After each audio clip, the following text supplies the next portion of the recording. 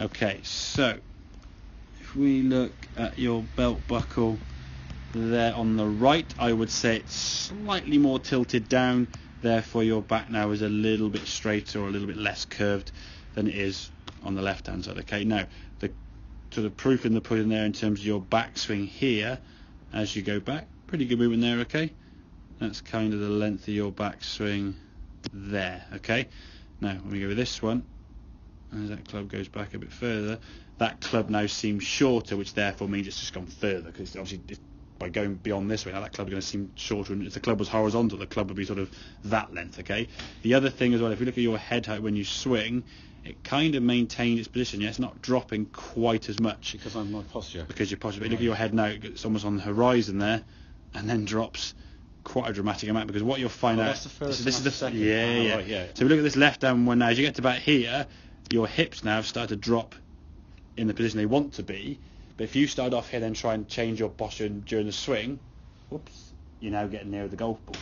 So rather than changing your setup to be more tilted with the hips at address and you adjusting to the golf ball there, what you were doing was having your hips too level and then dropping down into it to try and readjust to get some sort of position to make a swing.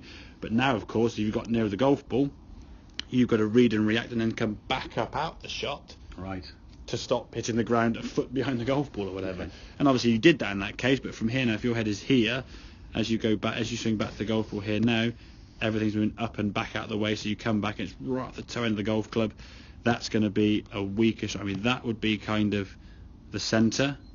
That's where your golf ball's being shot there. So it's not a lot when you look at it in that, that much and so on, but that much is going to affect probably 10-15%, which is quite a bit. If you hit 120, 130 yards, that's 15, 20 yards you're going to be losing. Okay, so if we can get yourself in a better posture with those hips tilting down to start with, say just try and push those tailbone back, get those hips a bit higher. Imagine the same way as if you were sort of bending down to touch your toes. Say whether you can or can't doesn't matter, but can you just lean forward better to get yourself in a position from where you can rotate? And then the trick is then to just try and maintain your head high as you swing the golf club. You won't need to then sort of start rising up because your head now is nice and stable there as you come back to the golf ball. Just moves a smidgen, and then we can twist the body through. Fairly good sort of finish. Was I going up? Was I supposed to do that? Yeah, definitely. From there now, you're striking the golf ball. Exactly. If you try and keep your head down there now, what will happen is if your head stays down here, your shoulders can't twist. So the only way now your left arm can stay on the golf ball is your right arm, what we call chicken wings. Okay, so it really bends up this way, and what you'll see then as you come through would be a really sort of sticky elbow here somewhere, with the elbow sort of popping up there. You've got it a smidgen. That's more just your jumping, your head sort of pulling out. It's not your elbow. I want to say there's your elbow there. There's more just your t-shirt and your shirt there pulling out. So as a swing there, it's a much fluid movement. There's a lot less drop. You actually look at this swing here now. Just look at how much stiller your head is there in terms of the rotation. It's sort of staying a bit more. There's a little bit of a drop at the end there. Right to bend that knee there when I twist it. I bend it. Which one? The left. See the way I'm doing that? The front knee. Yeah. The front. Your front knee's got right it. It's got to. Although I mean, it'd be physically impossible to turn and not move your knee. Right. And it's just the bend of it. Yeah. I was worried that as you bend it, the club could be moving. I think as you. That's the back swing itself. Right to do it. Yeah, exactly. I mean, the golf swing kind of starts from here on the way back. It starts from sort of your shoulders and your arms and your chest, pushing the club away.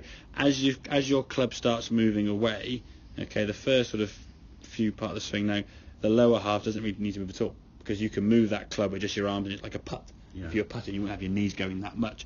As the swing starts progressing and you start moving further, the lower half now has to start taking effect and basically coming along for the ride. If it stops moving, it's like, well, hang on, we can't keep going.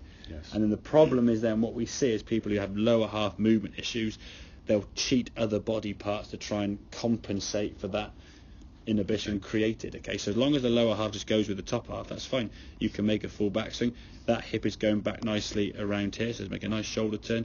But as I said, the key thing for me is your head is staying a lot more stable, because you're able to rotate around your spine better, obviously through this what you do stand up. Whereas this one, if we watch your head now as you go back, you can see how much it's sort of dropping the sort of the top of the trees or the base of the trees and this horizon, how much drop there is there.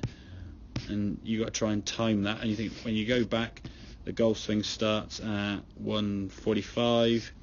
Top of the backswing, you're just over half a second done. and you're back to the golf ball now before seconds completed. So in that time, your head's dropping down maybe 6 to 8 inches, Right. and then you've got to come back up to the golf ball. If nothing else changes and you get the head position right, yeah, you'll be fine. But there's a pretty good chance other things will compensate. If you start dropping your spine down, very often your arms like sort of bend as you start then coming up, your arms like, so you're always changing everything, and the consistency from that point of view then is going to be really, really tricky. So get that spine angle better. Yeah. That will help now your spine. Basically, if I brought that club, that spine can now just rotate this way more effectively. If I was to bend that club and try and rotate, it wouldn't want to move as easily, you see. Right. So when you can't rotate as effectively because of that curve in the posture, things start happening to try and compensate for that. So, make sense? Yeah, it does. Good man.